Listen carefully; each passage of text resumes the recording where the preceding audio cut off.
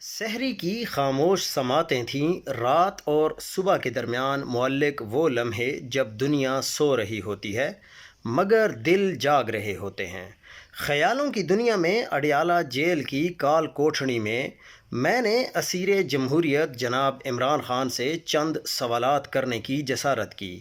یہ سوال محض سیاست کے نہ تھے بلکہ ایک ایسے شخص کے باطن تک رسائی کی کوشش تھے جو اقتدار، قید اور تنہائی تینوں کا تجربہ کر چکا ہے۔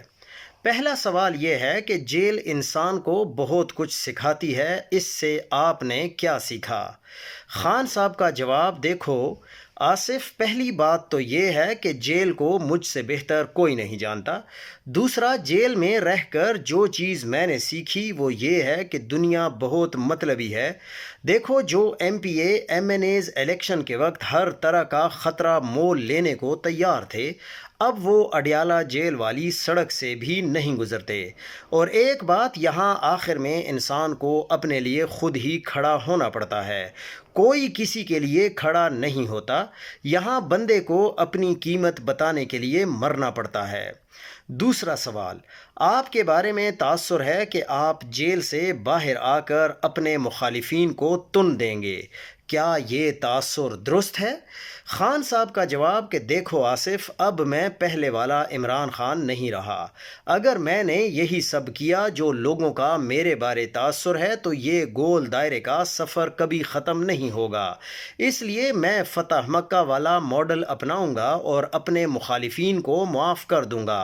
ہاں، البتہ جنہوں نے میرے ورکرز کو گولیاں ماری، ان کے گھر توڑے، ان افسران کا احتساب ضرور ہوگا۔ تیسرا سوال: کیا آپ نواز شریف کی طرح ڈیل کر لیں گے یا اپنے اصولوں پر ڈٹے رہیں گے؟ خان صاحب کا جواب تھا: دیکھو آصف، اگر میں نے ڈیل ہی کرنی ہوتی تو آج سے 3 سال پہلے ہی کر لیتا، اتنی سخت جیل کبھی نہ کاٹتا۔